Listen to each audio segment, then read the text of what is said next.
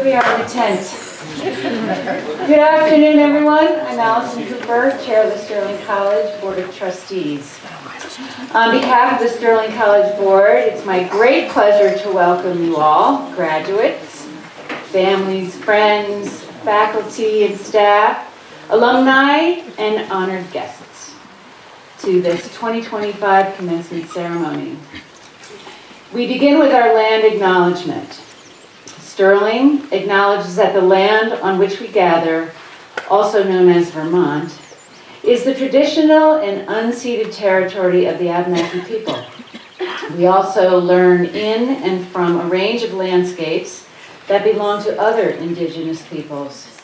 As we seek deep and reciprocal relationships with nature, we respect and honor the place-based and cultural wisdom of indigenous ancestors and contemporaries. These words are offered as a reminder that must be matched with acts of respect and repair. This is a day of celebration, a moment to reflect on the journey of our graduates have taken, and a time to honor their hard work, courage, and commitment. In accordance with the authority granted to the Board of Trustees and on behalf of the entire board, I hereby delegate to the President of Sterling College, Dr. Scott Thomas, the authority to confer degrees upon this year's graduates. Dr. Thomas, the floor is yours.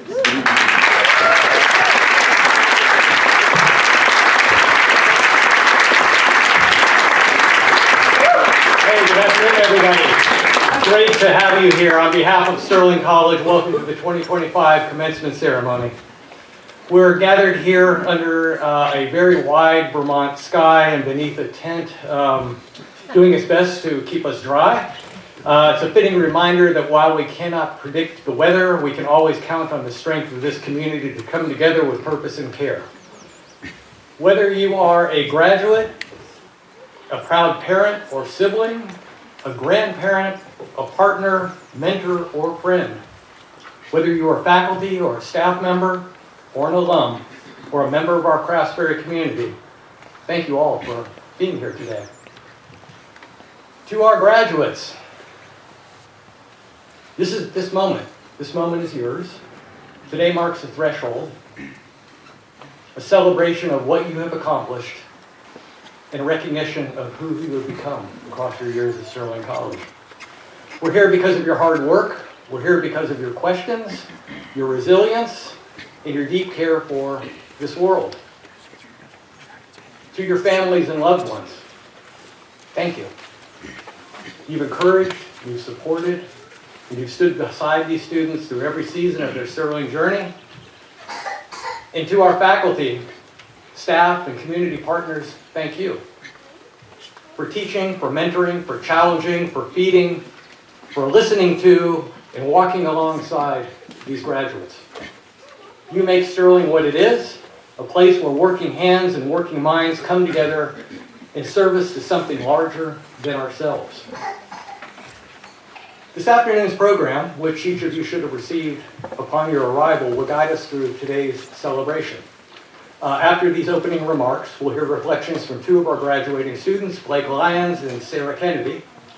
Their voices are going to help ground this day in what truly matters.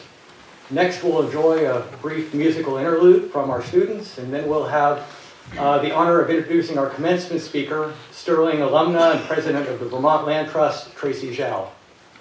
Following Tracy's address, we'll pause again for music, and then we'll award degrees to the class of 2025. With the help of our Dean of Academics, Dr. Laura Spence, and Chair of our Board of Trustees, Allison Hooper, we'll work through the awarding of degrees, and we'll conclude with final remarks and a recessional, after which I hope that you'll join us for refreshments and continued celebration in Dunbar Dining Hall to our north. So for now, take a breath, look around, let yourself feel the fullness of this room, and let's begin. I present to you graduating senior Blake Lyons. Blake will be followed by graduating senior Sarah Kennedy. Blake?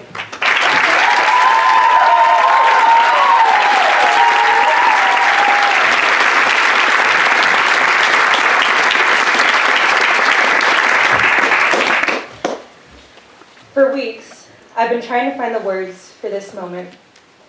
In another time, a more stable time, I would have reflected solely on joy, on how my first semester here felt like a homecoming.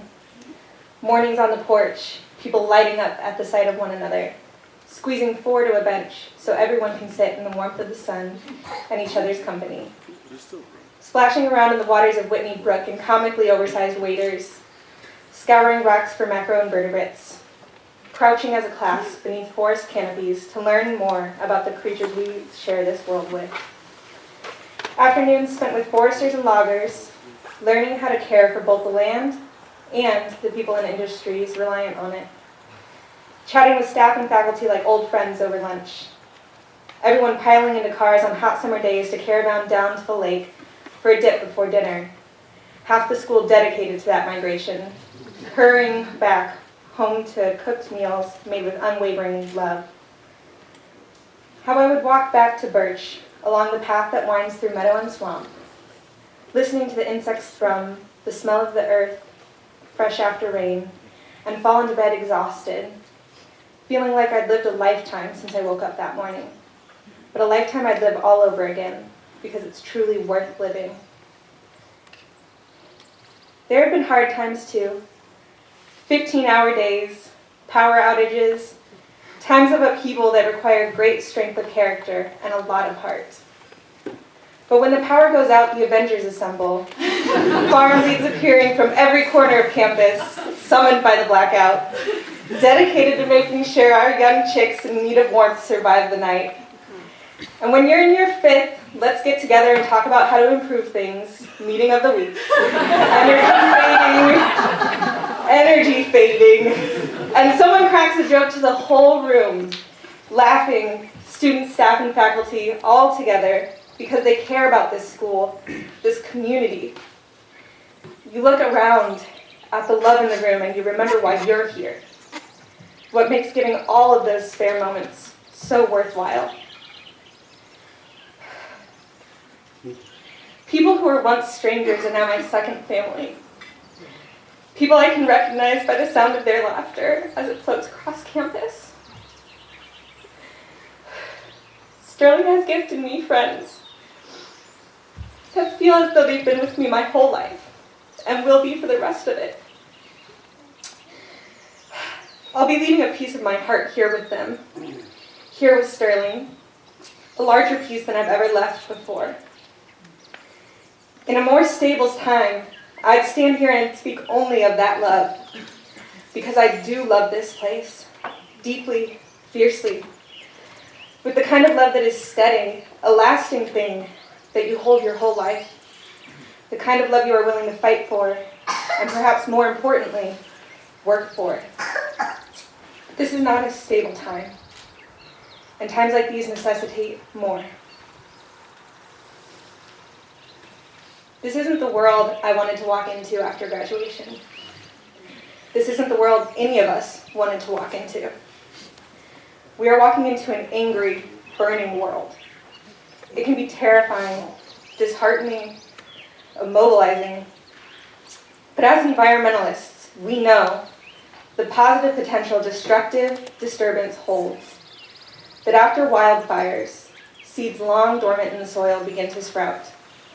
That communities blossom in the fertile ground unearthed in upheaval, enriched by the ashes, and life regains its foothold, comes back stronger and more vibrant than ever. Yes, the world is burning, but let us not forget the power, the importance of fire, the opportunity it leaves for regrowth. It is painful, but if we plant our seeds right, in the wake of all this destruction, we can build something better in its place and grow into healthier communities in its wake. It's a terrifying truth that because things cannot remain the same, each and every one of us must shoulder some responsibility for how they will change. In our anger and fear, systems burning down around us, it's tempting to call for revolution, the kind that chainsaws everything. But this is reaction, not action. Responsible revolution is building something better in place of what is broken. It takes more than anger and grief. It takes care and hope. It requires engaging with those broken and breaking systems, taking the time to understand them, so that when you move to change them, you do so from an informed place. It takes showing up again and again with your heart tied to healing and helping all people. And I mean all people. People who are harmful, hateful, people who are in pain themselves and lashing out at the world around them. We don't always have the energy or ability to be in community with those people, but when we can, we must reach out. Because another truth, one that Sterling taught me, is that a singular voice can change entire communities.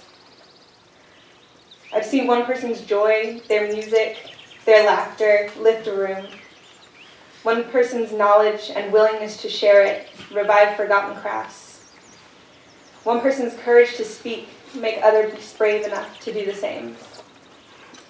At Sterling, I've seen change start with a single person ripple outward over and over again.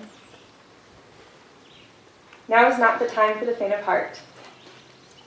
Thankfully, Sterling is full of people with overflowing ones. It's time to take the lessons we've learned here at Sterling, from this community of people dedicated to each other with an unfathomable love, and carry it outward. Today, I am standing with people who hold greater integrity, compassion, and resilience than I ever knew to expect from the world. People who are capable of enacting great change. I am proud to stand beside all of you today, staff, faculty, students, families and friends who support you. Thank you for not just reminding me of what it is to be human, but what it is to be a good human, to love and to be loved, and to work to make this world a better place. We are walking off this stage in different directions, but we are all walking towards a vision of the future where communities listen to each other, support one another. That vision brought us here to Sterling. We are not afraid of fire. We know how to wield it to encourage regrowth.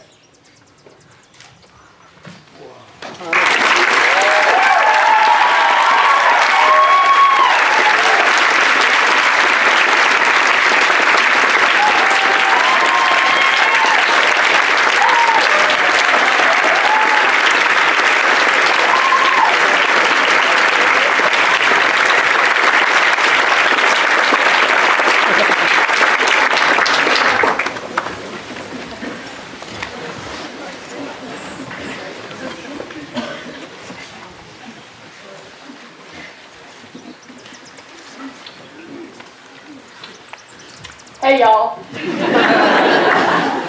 I'm Sarah, for those of you that don't know me, and Sterling College has been my home for the last 3 years.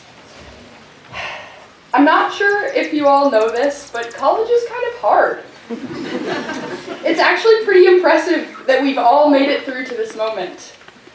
Because of our small numbers here, our emphasis on the value of hands-on work, and all of our other delightful quirks, the types of challenges we have faced during our years at Sterling are maybe sometimes out of the ordinary.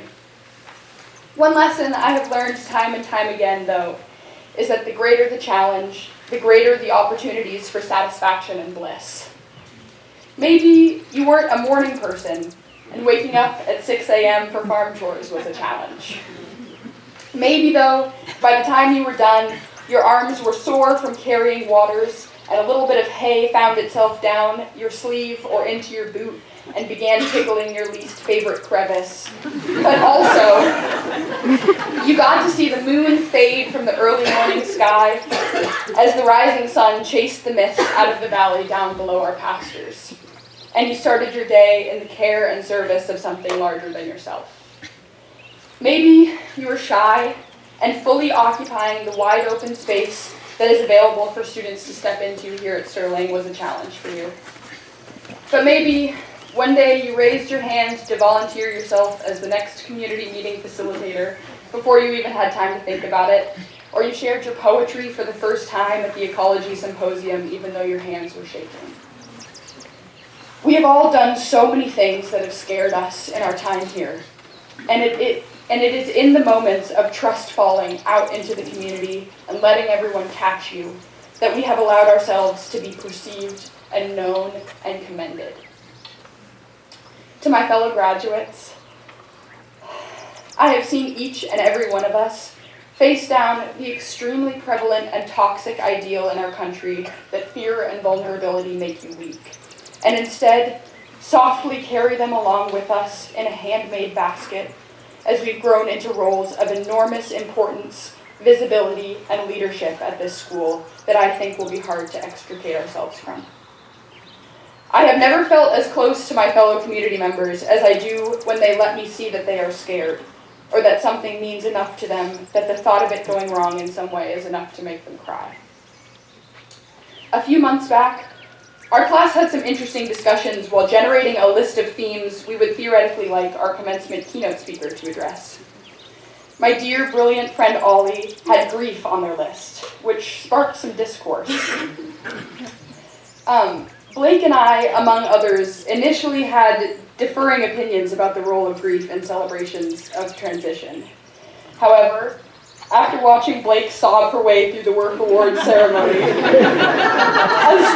as well as just generally witnessing all of the little ways everyone's sadness around saying goodbye to Sterling has crept in this week, I think our conversations on the subject would look different now.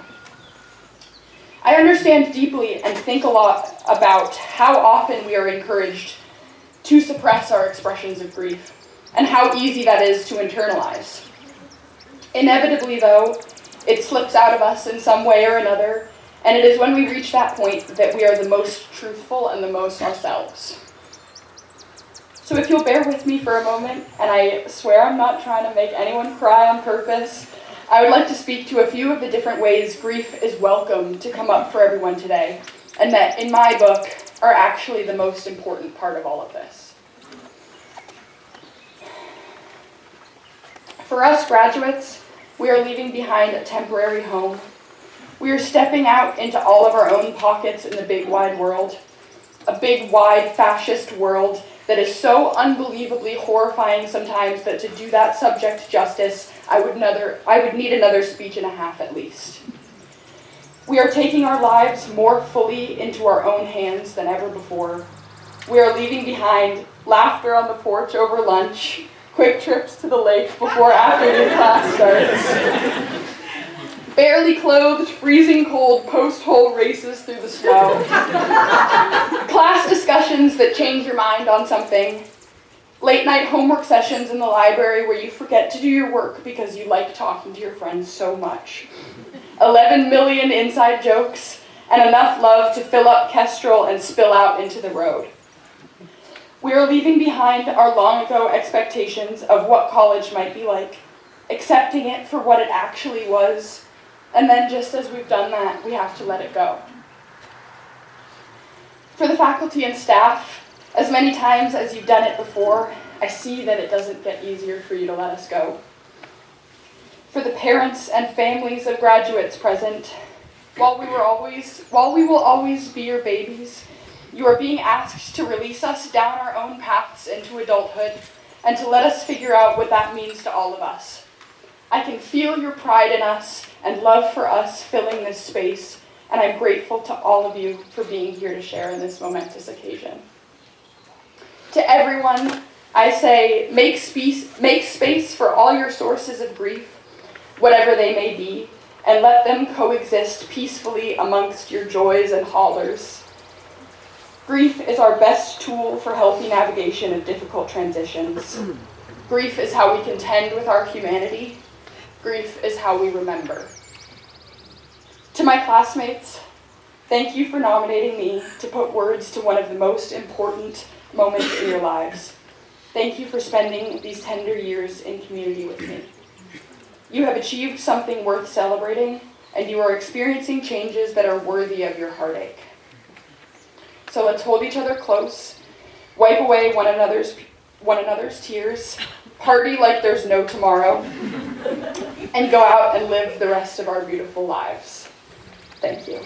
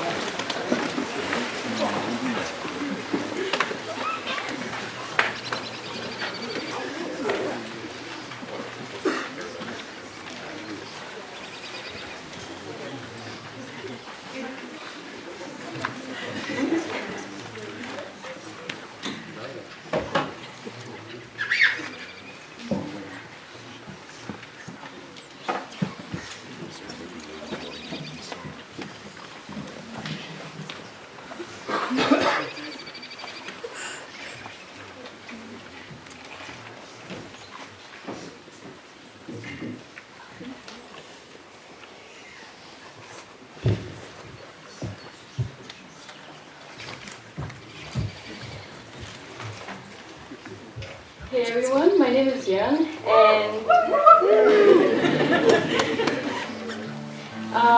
for my family that can't be here, but we'll be watching the recording on the other side of the world, and Tyler on the other side of the continent, I'm holding the flower you sent me, and I'm very grateful, and this is for you.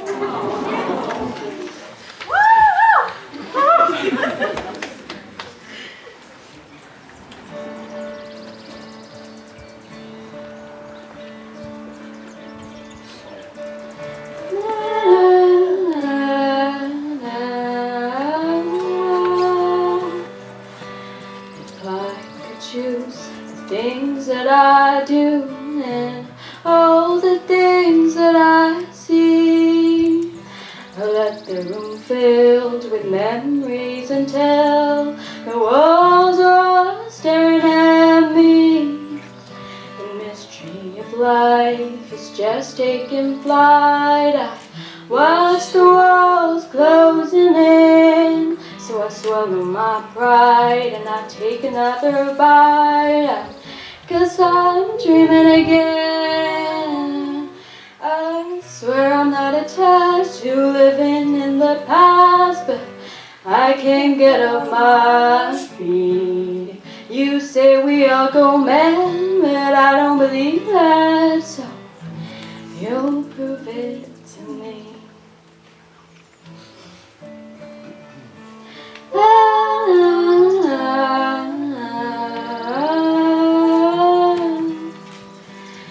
If I could choose, I'd never lose. I'd always take without giving. Wrote down the truth and letters to you, but I know you'll never get them. But if I were a mountain, I'd stand my ground, and maybe I'd never listen. But if I were a mountain, I'd close my mouth, and maybe I'd be forgiven. But I'm not. But I'm not.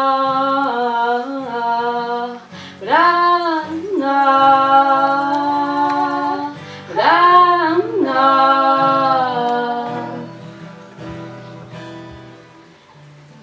I'm not a mountain, I can't hold you on my own. I'm not a mountain, I'll crumble when you go. There in the square, my arms in the air, is it so bad to be alone?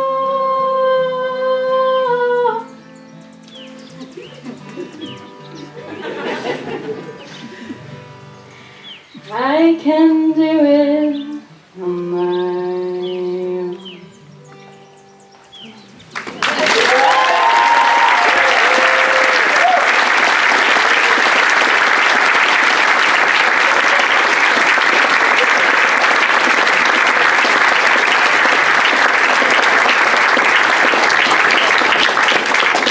Beautiful, thank you.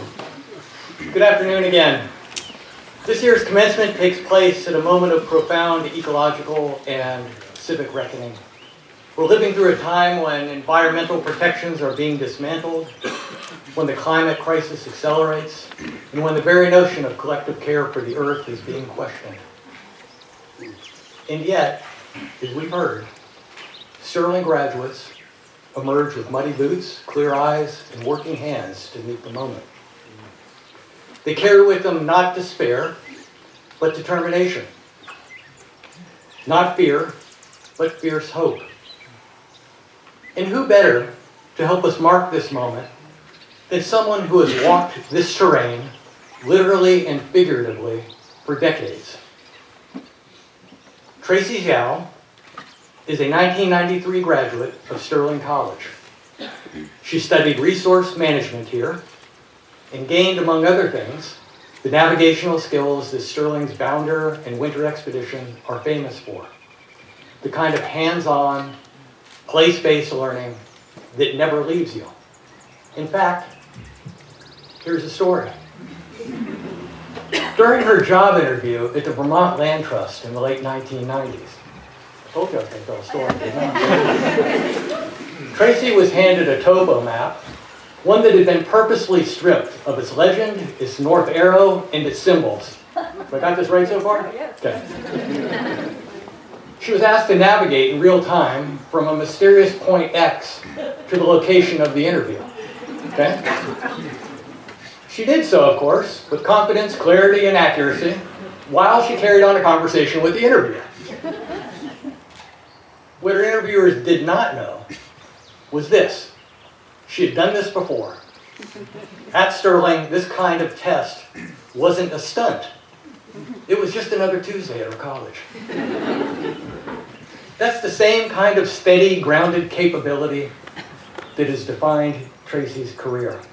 She began her journey at the Vermont Land Trust, working with the citizens of Peacham and what became known as the Peacham Project, a community-driven effort to accelerate conservation. One of her few early successes involved helping conserve the Kempton Farm, land owned by a local family whose son she'd met as a part of the Newport American Legion baseball team. This was land work, grounded in people work, and grounded in community. From there, she became the Northeast Kingdom Director, taking on complex projects like conserving hundreds of acres around the Vermont Leadership Center, including a rare fen ecosystem and a significant river corridor. She even agreed to include land not yet owned by the buyer in the appraisal, trusting in the people and in the long-term stewardship of the land. That is the kind of confidence in the relational wisdom that defines Tracy's work. It's no overstatement to say that several of Vermont's most celebrated land conservation successes would not have happened without Tracy. The transformation of Bluffside Farm in Newport, now home to public trails, community food systems, and a sacred Abenaki site, and a nesting ground for bald eagles, was made possible by Tracy's vision and Tracy's leadership. She supported access to Kingdom trails for people from all walks of life. She's helped protect the Hosmer Ponds watershed with attention to both water and community. And she helped bring about the creation of a federal wildlife management area at Eagle Point, a town that had long distrusted federal involvement. How? By listening, by building trust, and by honoring people in place. Today, as the president and CEO of the Vermont Land Trust, Tracy leads one of the most impactful land conservation organizations in the country. Under her leadership, the trust has protected over, get this, 635,000 acres. That's more than 1/10 of the entire state of Vermont.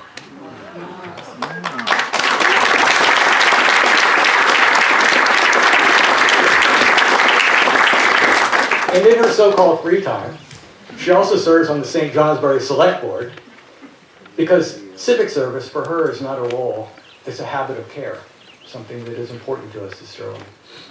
What connects all of this is that Tracy never lost the Sterling ethos. She knows that care for the earth and care for the community cannot be separated. Tracy leads with humility, clarity, and a fierce devotion to people in place. She is, quite simply, a sterling example of what it means to live a life of environmental responsibility, civic engagement, and ecological leadership. It's my great pleasure to welcome back to this campus and to this community that she helped shape our 2025 commencement speaker, Tracy Zschau.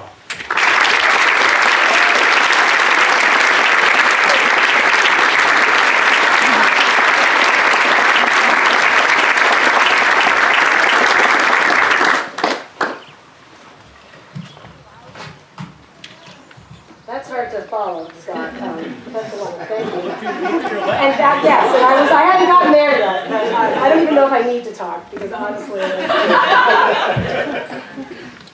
thought about a lot of things, but you just reminded me of so much. It's such an honor to be here. You don't even know how honored I am to speak to you today, class of 2025. I don't even know. Probably don't know this, but I have said since the day I left here And 32 years later, I still say it, that going to Sterling College was one of the best decisions I've ever made.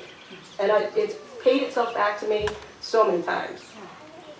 It really set me on my course, and I draw from my experiences here all the time. That said, so when I was asked to do this, I did not hesitate. I just thought, yes, oh my God, that's amazing. What an opportunity. And then, I didn't sleep for the last month and a half. Oh my God. It's not about public speaking. I public speak a lot, and but that doesn't make me nervous anymore. It's really, I want to do right by you. It's like, what do I say to really help you celebrate this next step in your life? And so I did a lot of reflecting over the past month and a half or so, thinking about when I sat in your seats. And I can remember the people, the friends, the lifelong friends sitting next to me, and the loved ones who were here to cheer me on. But I gotta admit, I have no memory of who spoke at either of my I hope they're not in the audience, because that's going to make that joke not funny. So I really can't remember. So I went to my memory bank, which is who is my husband, Kurt, who is also a class of '93 graduate of Sterling. And he usually remembers so many more details than me about pretty much everything, but also Sterling. And so I said, who spoke at our graduation? And he's like, I don't remember either. Oh my God. So I said, well, I remember one aspect of one of the speeches. So I'll describe it to you. You'll probably, maybe that'll jog your memory. So I was like, the person did this analogy of an axe head and an axe handle, and how the head, has the power, the handle gives direction. Without, apart they don't work, but together they do. So I tell him, he's like, Tracy, that was me. I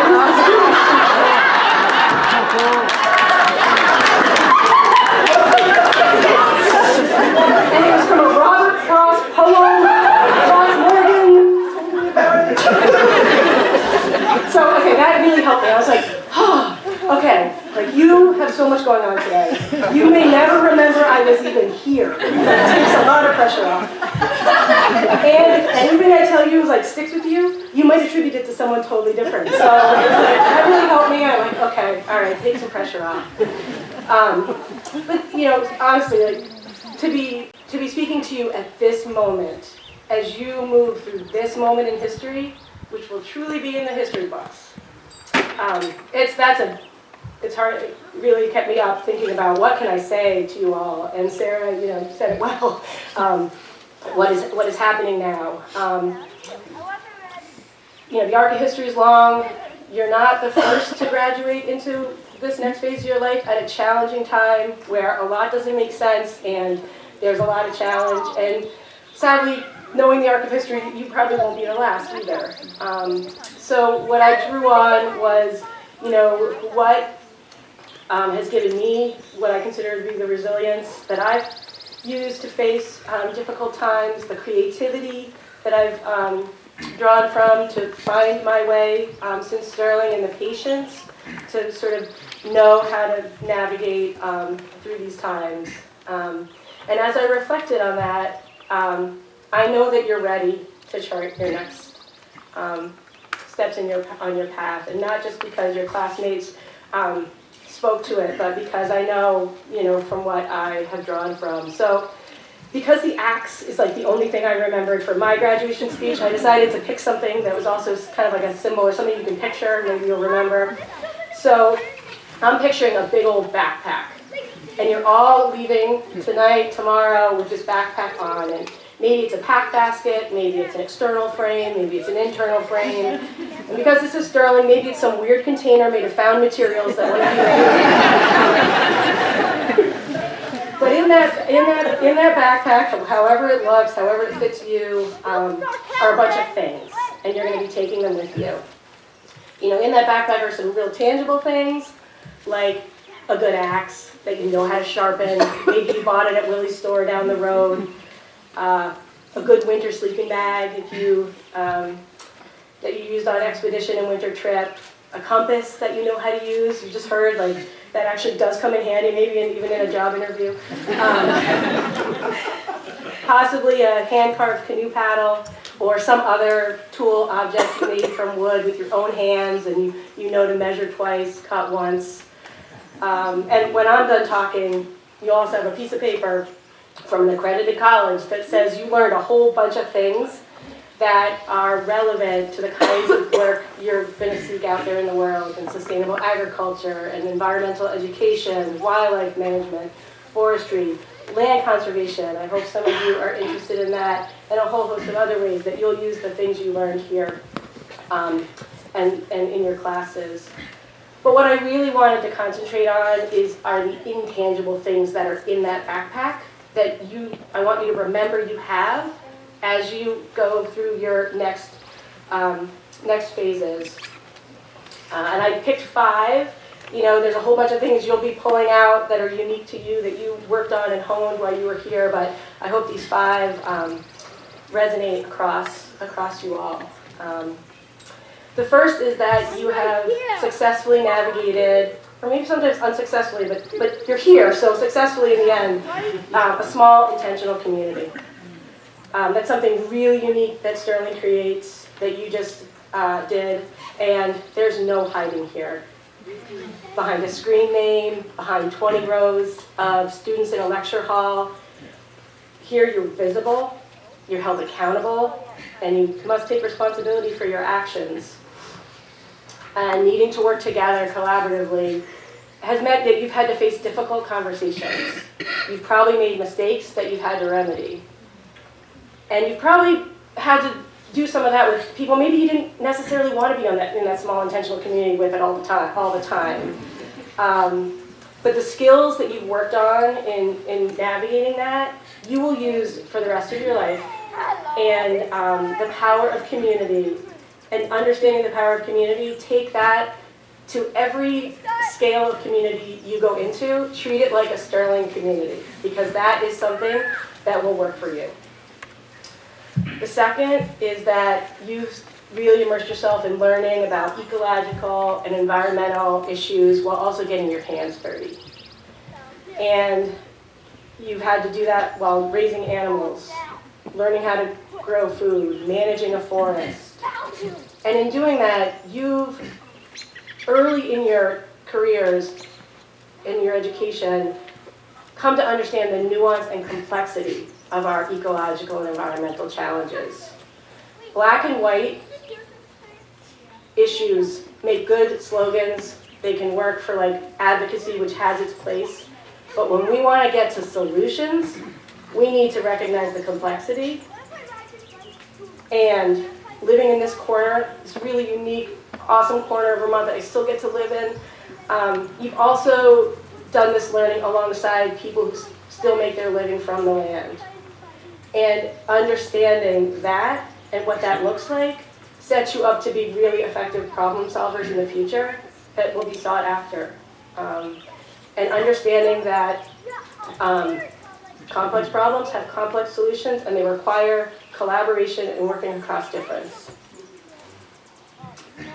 The third thing in your backpack, however you're pulling it out, is the power of mentors. Your teachers here, they're not here for the money. I'm guessing. You have had you've had the ability to be in such close proximity to people who have been your cheerleaders, your teachers.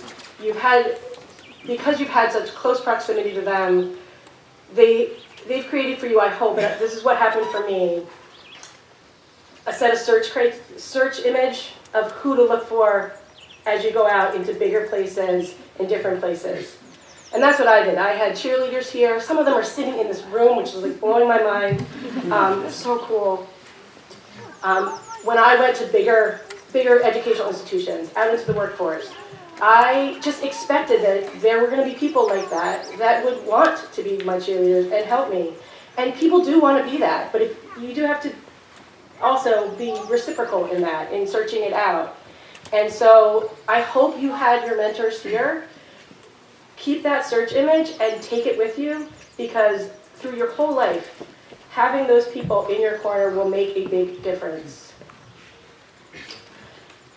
the fourth, so I did do some crowdsourcing for this speech beyond Kurt, my husband. I did talk to classmates and, 32 years later, what did you hold on to? What has meant something to you? And this fourth one is cool because it was one that like really resonated with me, but came also from a couple friends who said, I can do hard things. Like, you went to Sterling College, like you can do hard things. Driven by passion, ideals. But 201, I fully believe, if this is still the place that I went to, you have, and it was, you spoke to it, you have been put in situations that were scary, uncomfortable, you didn't think you can do, and you did them. And across this group, I imagine that looked different for each of you, right? Like your backgrounds, what was hard for you here it was probably not universal, but you all challenged yourselves, had the boundary experience at your comfort zone, and honestly, like, you'll pull that, and knowing that, just remember that, and pull that out when you need it. I say that to myself like all the time still. I can do hard things like this. And then the last one, fifth one, also came from a classmate. And it wasn't one I thought of, but then when she told it to me, I was like, oh yeah, that's so great. And it's also, I feel like we kind of like wrote stuff together, but we didn't. You know that everything is better around a fire, right? Like, everything's better around a fire, and you know how to make a fire. So like, you're gonna be indispensable. So that's like a tangible thing in your backpack, and you know that getting together with people around a fire fuels you up. And whether it's grief, whether it's joy, finding those moments and giving them to yourself and sharing that with others, that is also just a really important thing in your backpack as you go forward. So you got the backpack on. Of course, you have a map, right? Don't go anywhere without a map. And I'm picturing, so I've been picturing like my map and thinking about it. And Harry Potter fans? Anyone? Okay, God, only like a couple, geez. So I was picturing this map from Harry Potter, but like maybe none of you read the book. But there's this map, there's this map in Harry Potter, that's the Marauders map, and it's blank, and you only can see what's on it and what's happening on it if you know the special incantation, which, like, basically all of our maps, we don't have that. So, as I've thought about the map of my life since I left Sterling, I've been thinking about, the moments where you can just see like a couple feet in front of you. That's all you can see on the map. That's all you've got. Other times you realize you're in the wrong spot and you gotta backtrack, and you go back and find a different way. Once in a while you get up on this vista, you can see exactly where you're going. Whew, that's awesome. And sometimes it's only later that you realize the key decision you made that ended up sending you to a certain location that you never even thought you were headed to. So I thought about my map in my journey since leaving Sterling, and that helped me build sort of like what I've used in my backpack. Being grounded in community and recognizing that the communities that we create and that we work within, that's where our power is. At the national level right now, we can feel really powerless, but we can really affect those around us, and that we can lead by example, and that can ripple out. And leading and building trust, candor, transparency, vulnerability. Those words have actually already all been said up on this stage today, so and we did not compare notes, but those really resonate for me. Also the groundedness of the approach to environmentalism, that is partly why I've stayed at Vermont Land Trust for my career, is being really drawn to working on practical solutions across lots of different types of folks to get to real solutions, and knowing we're just a piece of the solutions, but working hard on those. Mentors, I already said it, they've meant the world to me. Your mentors see things in you that you don't yet see in yourself, and they offer you perspective, a hand up, an opportunity that's just is really meaningful. And at this stage in my career, I take mentorship really seriously, and it's something that means a lot to me now to be able to be a mentor. And that is how the chain continues. Leading with creativity. What Scott didn't say is that first job I got with Vermont Land Trust, I'll tell a little story about that. When I left Sterling, I didn't really know for sure what I wanted to do. I know I wanted to do something working with the environment, making a difference. Kurt and I, after we went on to some more schooling, really actually wanted to come back to Vermont and see if we could make a living here. And so we came back without jobs, and we're looking for how we were going to be able to pay the rent and all those fun things that you have to do after you graduate. That's all I'm going to say about that. But there was a job. Vermont Land Trust posted a temporary 1-year half-time position at the organization. And at that point, I needed full-time work. And I really, I had gone on, got my master's. I was I really wanted a permanent job at that point. But what I knew about Vermont Land Trust intrigued me. Actually, a classmate of mine here had done her internship with Vermont Land Trust, and she'd had a really good experience. And so I thought, well, I'll take a chance. And not only did I have to do the map thing, and I did that well, I also had to role play talking with a crotchety Northeast Kingdom farmer. And I did. It's there's more Sterling stuff coming up. So I got this part-time 1-year position, and so it meant I substitute taught in the Barry school system and in the Northfield school system the other days of the week. I actually volunteered for another environmental organization in Montpelier to keep my options open, build more skills, just knowing that I only had this temporary position with Vermont Land Trust. And here I am, President and CEO of the organization. I never would have told you that choice, that decision would have led here to this moment, but it did. And I'd say that I'm really proud of the career I've had at Vermont Land Trust. I stayed there because the way our organization treats people is how we've talked about how we treat people here today. And the way we approach problems is the way we talked about approaching problems today. So I found the place that really helped me feel really meaningful in the world.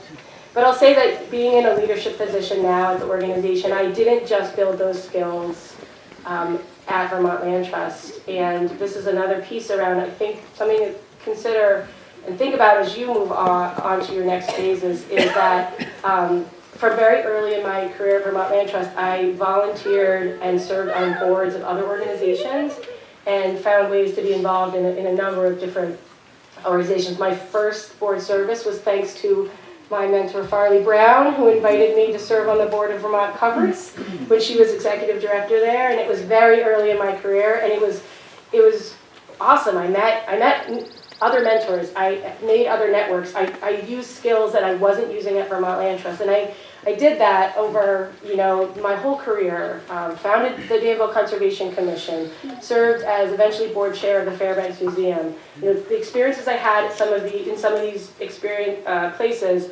really did add to my skill set and give me the confidence to serve the way I am now, leading Vermont Land Trust. And so, our country's at an all-time low of volunteerism, and so as you move on, you may not find that perfect full-time job, the exact fit. You may have to do things to pay your rent that you don't see yourself doing forever. There are ways to supplement and feel connected to your community, to be giving back, and to actually be advancing the kind of skills and experiences that you're looking for. So I encourage you to look for those opportunities going forward. Leading an environmental nonprofit at this moment is, I tell myself you can do hard things a lot right now. And I also work to fill my cup and to build those fires and both celebrate and cry around them, because that is, it's a long journey. So I just told you a bit of my story and what I've carried with me from Sterling, highs, lows, because I hope it's helpful to you as you step out and continue on your journey from today. I do believe out of this moment of just destruction, breaking things, the ugliness of this time, it's already been referenced, we will have the opportunity to rebuild. And we really need you. We really need you to be part of that. You can and will make a big difference with the skills that you've developed here.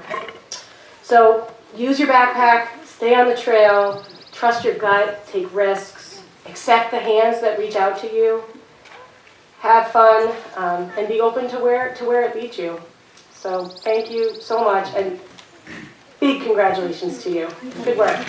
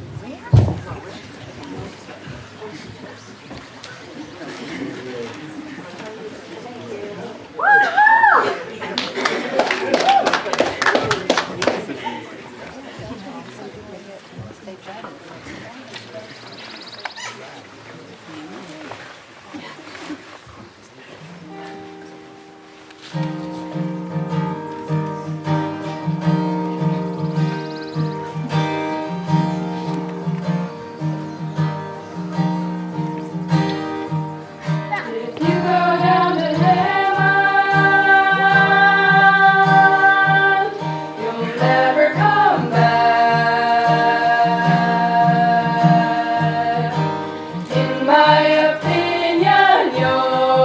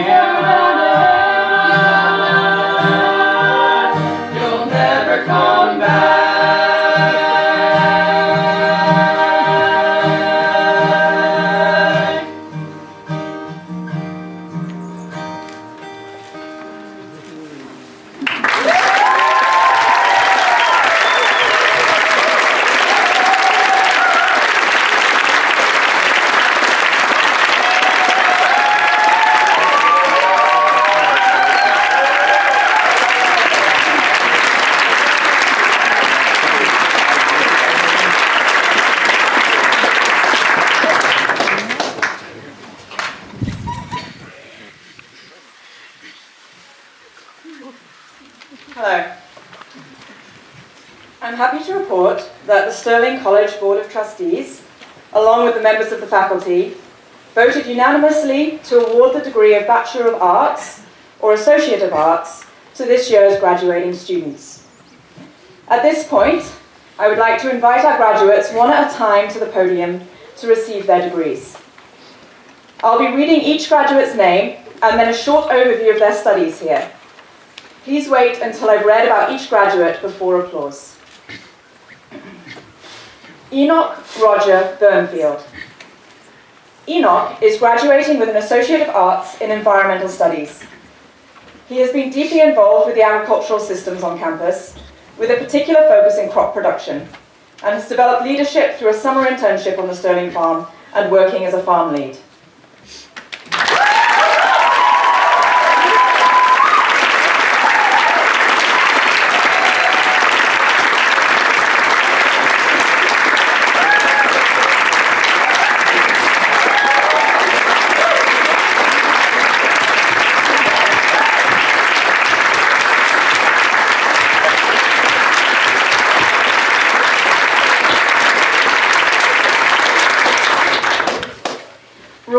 Finn Basanko. Rory designed a major in natural resource management. His capstone project, developing a forest products business in the Northeast Kingdom, explored Vermont's forest products economy through interviewing loggers, sawmillers, and foresters, and led to the development of a business plan for a forestry-based conservation nursery.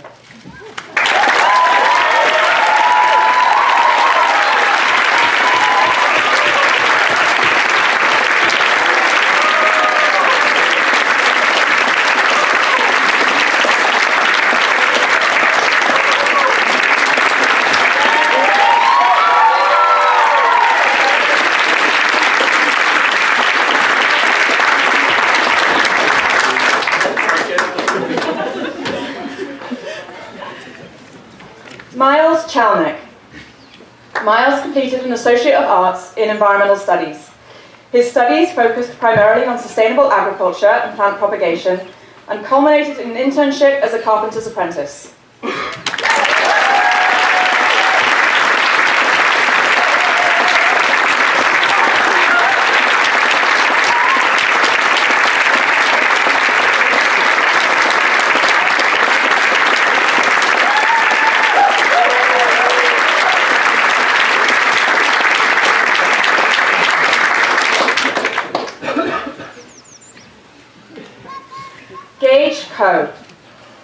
Gage is graduating with a major in ecology. His capstone coursework expanded his focus on ecology into other realms, including literature and communication, to support interdisciplinary thinking.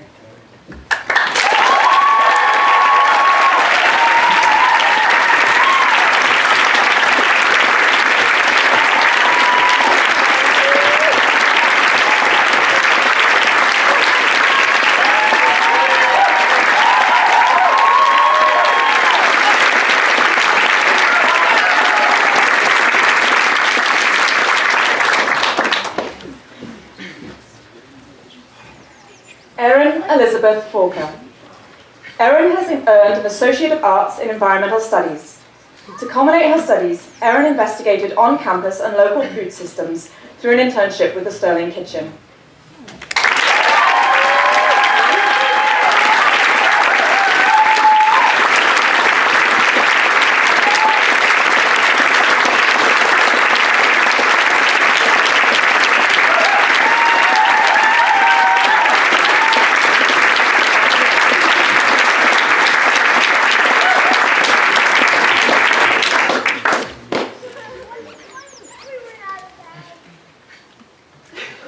Josephine Kahn.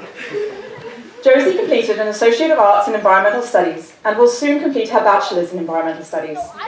Her culminating coursework focused on deepening her knowledge of ecosystem functioning, global change, and practice of effective science communication.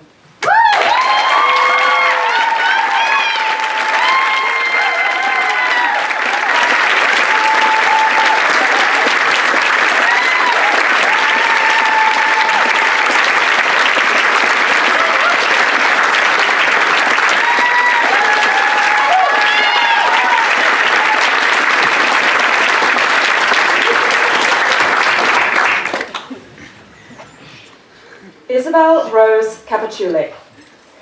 Izzy is completing a BA in Environmental Studies with a concentration in Environmental and Agricultural Policy.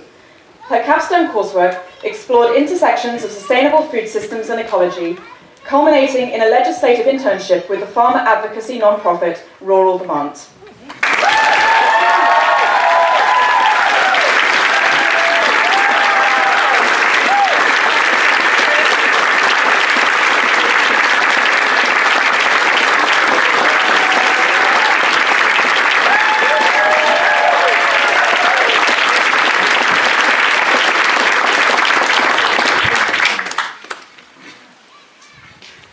Sarah Kathleen Kennedy. Sarah graduates with a major in Environmental Studies. She spent her senior year contributing to the dynamic system of the Sterling Gardens and Kitchen through coordinating Sterling's CSA program, helping to plan and run community dinners, and serving as a teaching assistant for several agricultural and food systems courses.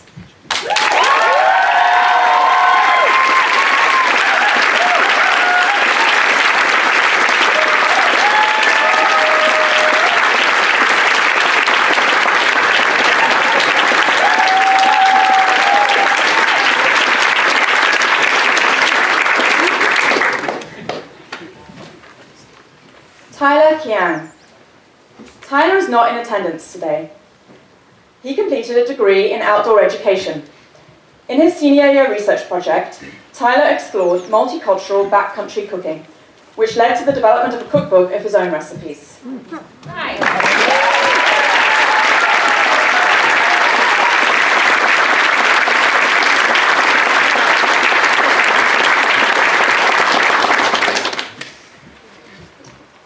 Helene Diane O'Grady Lorito.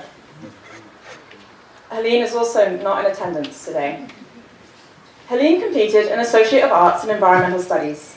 To culminate their studies, they pursued an internship supporting environmental education for urban youth at the Aubrey Arboretum in Philadelphia.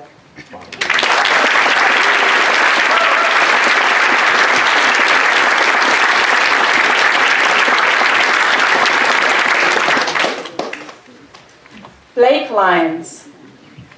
Blake majored in Environmental Studies with a concentration in ecology.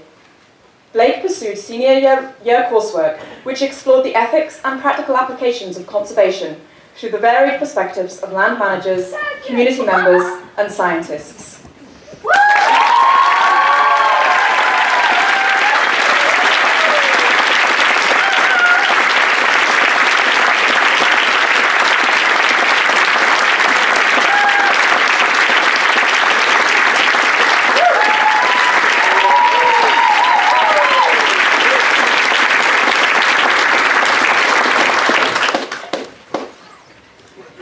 Lou Marion Rouleau. Lou is graduating with a major in Environmental Humanities.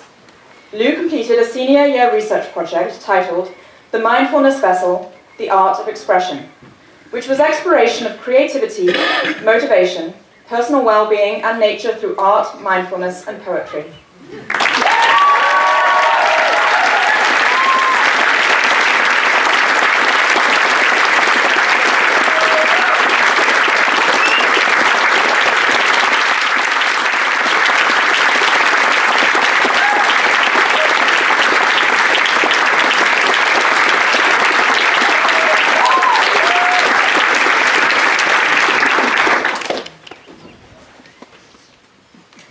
Jack Moran. Jack is completing a degree in Environmental Studies with a concentration in experiential education. His senior year research project, titled Experiential Education at Scale, Challenges and Solutions, included an exploration of state standards across northern New England and curriculum implementation at Cape Moraine in Beverly, Massachusetts.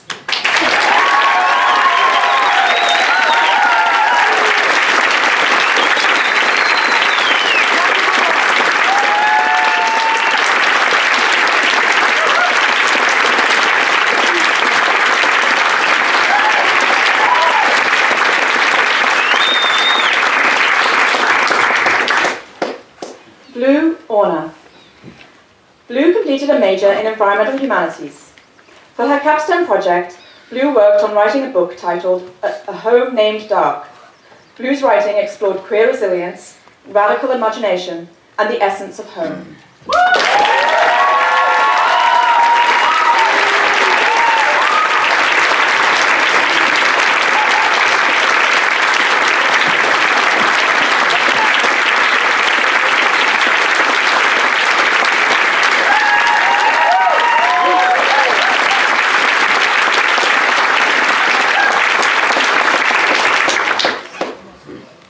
Ollie Quinn. Ollie culminated their environmental humanities degree with a senior year research project titled The Radical Library, The Art of Feeding Each Other, which looks into how we nourish one another through skill sharing, collaborative art practices, and the importance of community conversations.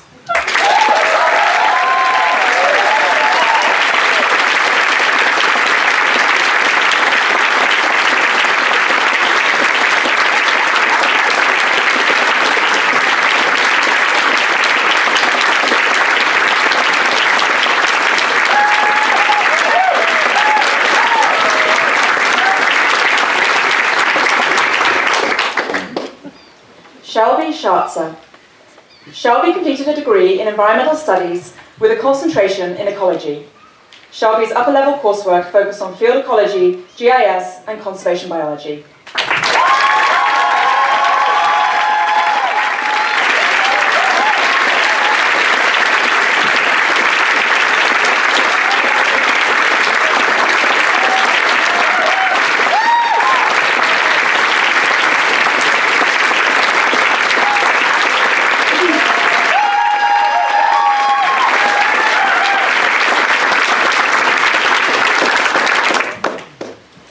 Samuel Stover. Sam is not in attendance today. Sam completed the Environmental Studies Associate of Arts. His summer internship will focus on supporting ecological research and forest management on the Sterling campus.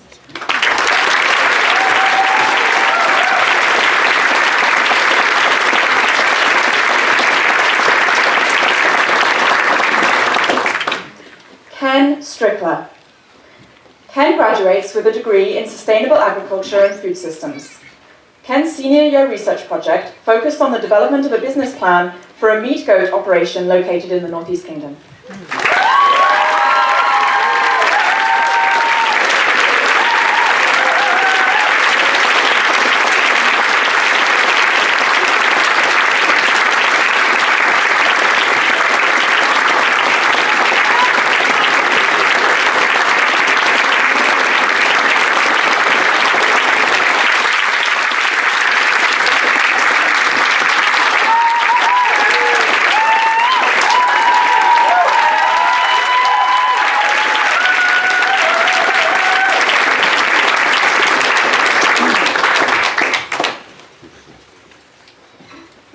Tipton.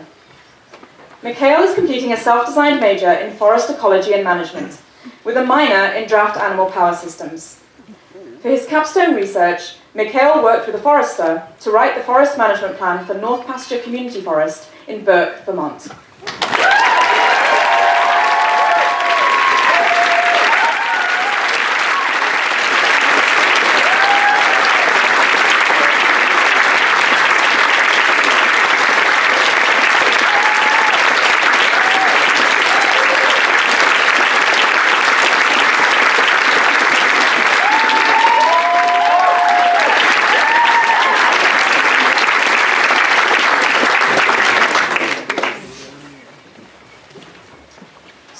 Trim.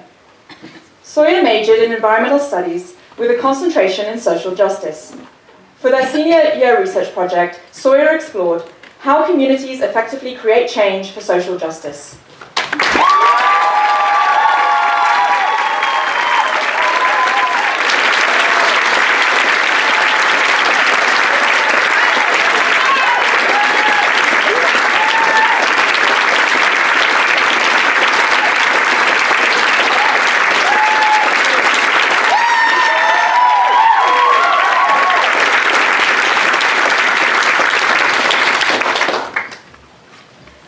Nathan Alexander Van Gulden. Nate is not in attendance today. Nate is graduating with a major in environmental studies with a concentration in experiential math education. His capstone learning experience combined a focus on teaching methods, curriculum design, and developing math literacy through courses at the Community College of Vermont.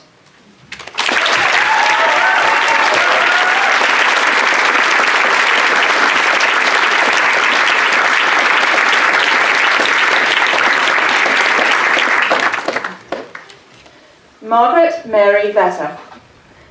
Meg is completing a degree in Sustainable Agriculture and Food Systems with a Draft Animal Power Systems minor. Meg's senior project was titled Alpine Mountain Goats' Interaction with Land, Browsing Invasives in a Northwest New Jersey Summer.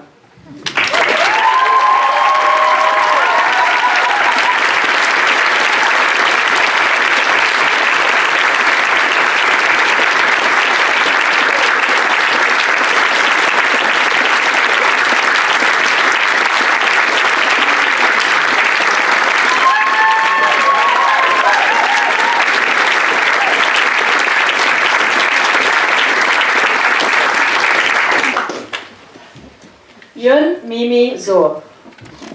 Yun is graduating with a double major in ecology and environmental humanities. Yun's senior year research project combined her interests in ecology and humanities through the creation of an heirloom blanket coloured with dyes made from invasive plants including Japanese knotweed, purple loosestrife, and common buckthorn.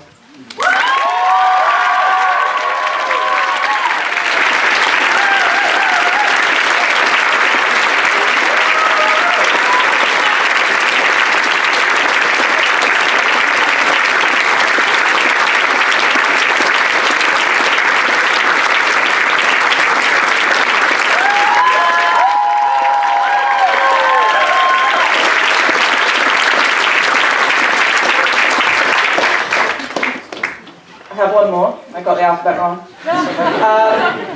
Daniel Weber. Dan is not in attendance today. Dan completed the Environmental Studies major. His upper-level coursework explored sustainable agricultural concepts and complemented his internship on the Sterling College farm, in which he focused on livestock care.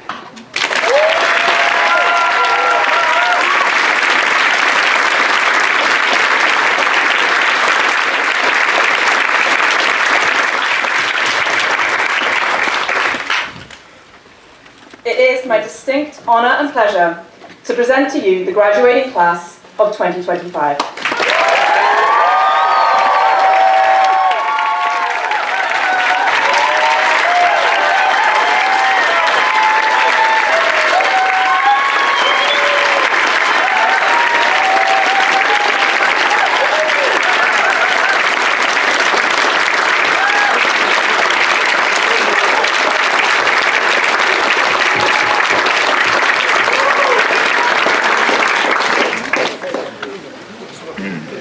Okay, Sterling class of 2025. Yeah. You are ready. You're ready to move forward in a world that needs your hands, your heads, and your hearts. I know that you're ready to ask better questions, to stand in service of your communities, to resist indifference, and to lead with care. You're ready to take your place among the farmers, the foresters, the builders, the organizers, the educators, the artists, the visionaries who steward our planet and reimagine what is possible. You've journeyed through forest and fields, through icy mornings and muddy trails, through text, through tools, God knows, through tension, and through transformation. You've done it all in the company of others, sharing meals, sharing labor, sharing laughter, sharing grief. That's the Sterling way. So hold fast to what you learned here. Let the place stay with you. Its scale, its rhythms, its honesty. Let the people stay with you too. We hope that you'll stay in touch with us, because this college, a small, mighty, mission-driven place, is stronger when you remain part of its story. Looking at you, Tracy.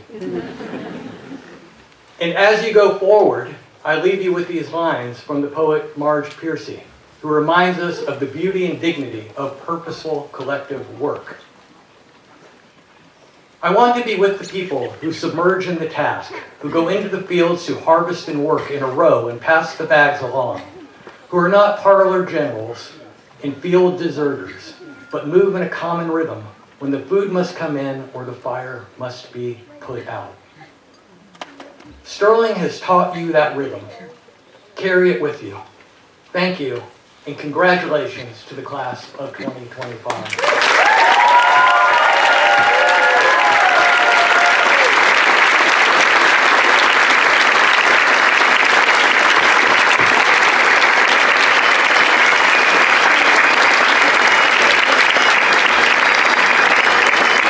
With that, I declare commencement closed.